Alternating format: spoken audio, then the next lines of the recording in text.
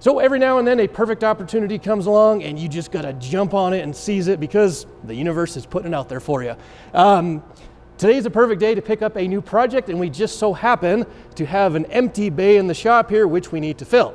Now you might be wondering where the Wagoneer is. It actually moved under its own power to the very last bay of the shop, where we're going to put it up in the air and finalize just a few things underneath. Last time you saw the first fire up. Since then, it's Wednesday for what it's worth. Since Monday and Tuesday, I have completely finalized all the wiring under the hood, under the dash. You turn the key, the thing fires up. It does exactly what you want it to. We've got the transmission filled all the way. We've got the brakes bled. I still have to fix a hard line on the rear axle because it was pinched off. We have no brakes on the driver's rear tire. But anyway, yeah, it moved. So another major milestone checked off the list. And while I wait for the materials for the exhaust, which are in the mail, I figured, what the heck, let's not have an empty bay in the shop. Let's fill it up with another big piece of a project that we're working on the drag truck. So let's hit the road.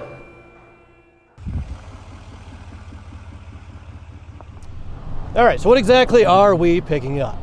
Well, if you know the drag truck project, you know it's a GMT 800 Silverado extended cab short box 4-wheel drive.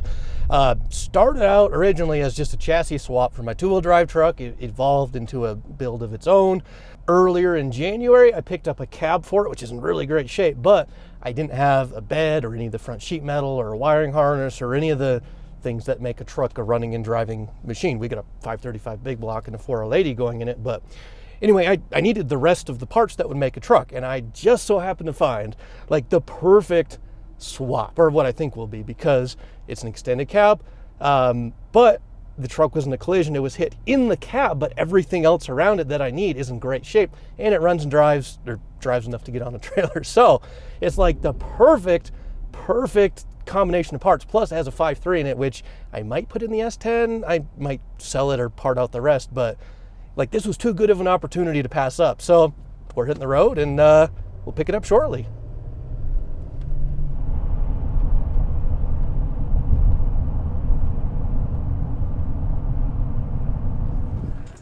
Alrighty guys, we are in business. I'm gonna try to be quick here because we're kind of in an alley.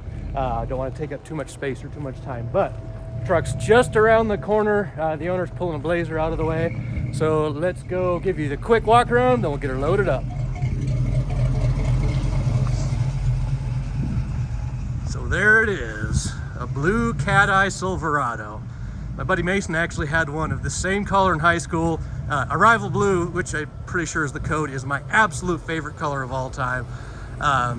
So here we have ourselves pretty much a completely perfect front clip. Had a little bit of paint film on it, not a big deal. One of my favorite OEM wheels. As you can see here, the truck was hit on this side. Not a big deal because I already have a good cab. We have a bed that's in okay shape. There is a little bit of a ding over here in this corner, but we can probably body work that out. Over there, that side of the front clip is in pretty good shape. So 178,000 miles on it. Got it running right now. Purring away like a kitten. I believe it's a 5.3. Good oil pressure in there. Gauges work. So got ourselves the making of a drag truck. Let's get it loaded up and get it home.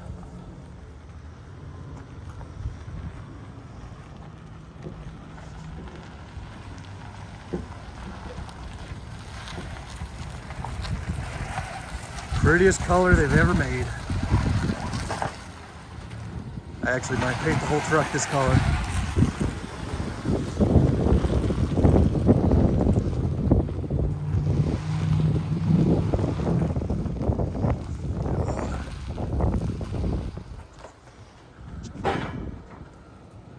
Yep.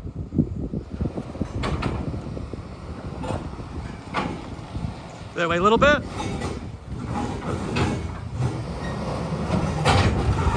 This way. Come in. A little more.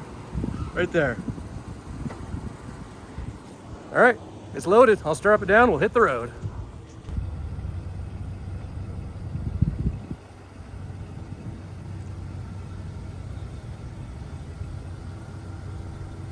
Well, we picked the truck up on Wednesday. It's now Friday afternoon, my usual quiet time at the shop where I can actually make video content. And I had some time to clean the truck up because it was sitting outside under a tree, under a tarp for the last year and a half or so, I believe.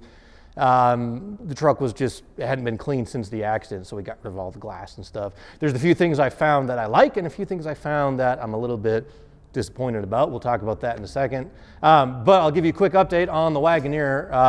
I've been building the exhaust, which is my absolute favorite thing to do. And I'll show you more of this in detail in next week's video. Hopefully we get it wrapped up by then. But, you know, just working some pipe, welding it together. It's going to be 2.5-inch dualed into a Y pipe, into a catalytic converter. Got to keep, you know, the tree frogs happy and all that. And then we'll have a muffler, full tail pipe. The owner doesn't want like an overly aggressive, loud sound, but I got a cool muffler on here, which I've never seen on a V8, which I'm kind of excited about. So anyway, on the drag truck, parts truck, I guess we'll call this. By the way, somebody apparently really likes orange horses, whatever that's about. The good, the bad, and the ugly. The good is I love this color, and it has all the parts that I need. In terms of parts, what we're going to use, it has the full dash, it has the wiring, basically everything, you know, computer body control module.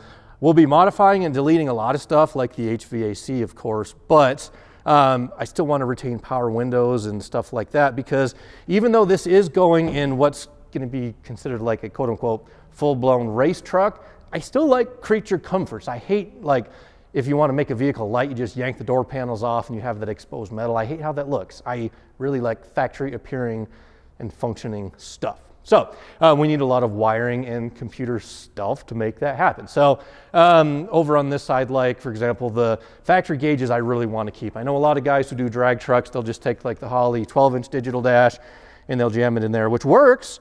But I mean, honestly, I love the functionality of the stock gauges. Same thing like with the radio. We're not gonna keep a lot of stuff, but like HVAC will go away. I have a mount for the Holley digital 6.8 dash. That's gonna go right here. So I might move the radio down. I might put an aftermarket radio in. We're gonna be putting like a lightweight race seat in here, but to me, I would much rather look at that and have a few extra pounds of weight rather than just yanking it off and having bare metal. You know, there'll be no back seat. When this truck is all done, there'll be, you know, like batteries mounted in the bed, or under the bed rather. I can't stand when people just like mount a bunch of random crap in the bed. I want it all hidden underneath. Up front, we've got ourselves a 5.3. Truck's got 178,000 miles on it. The engine runs beautifully. So my two choices here, I could either put this 5.3 in the S10 because I am looking for an LS for that, or I could just sell it because originally I wanted a 6.2 for the S10. The 5.3 is still a good engine and I have it, but I really wanted a 6.2. So the option there, if I sold this engine, I could honestly, if I sold the engine and a few other odds and ends, I could probably recoup all of my money that I paid for this truck. I paid $2,000 for it, and also for the cab. I don't think I mentioned that. I paid like $750 for the cab. So $2,750 for basically a complete truck that you have to assemble yourself, which I think is a pretty good deal, because when I looked around for other complete trucks, most of them around my area, they're, you know, $4,000 is about the bottom dollar for a complete running and driving truck. So anyway, that's the dollars and cents of it. If you're interested in any of this stuff, let me know. Like I already have the owner supplied a pair of rear extended cab doors. They're black, probably from that truck. Those are going to be for sale right away. And, you know, stuff like seats and a few other odds and ends I will let go. But send me an email, tolmanperformance@gmail.com if you're interested. Anyway, things that I don't like. I'll try to wrap this up and be brief. Somebody hacked up this bed.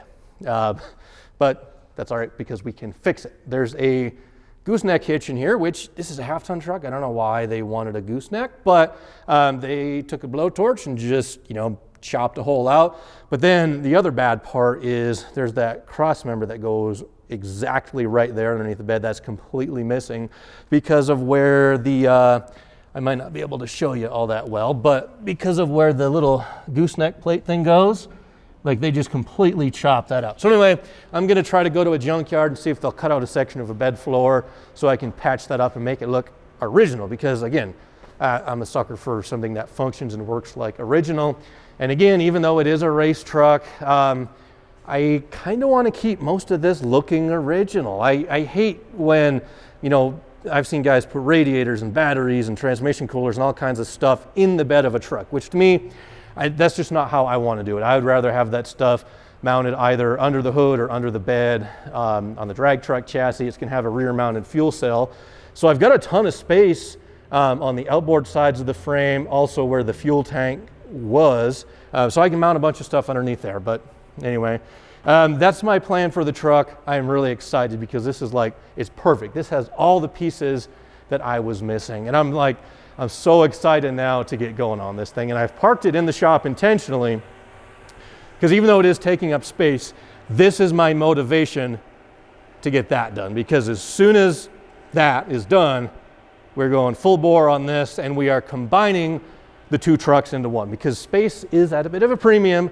Like I have this truck here, I have the drag truck at a storage place, I have the other two trucks at the house, so I don't really have a lot of space to spare. So my very next thing is just going to be, again, once that's done, disassembling this and combining it to make one rolling chassis / truck that takes up a lot less space. So I'm excited, guys. Thank you for watching. Come back soon.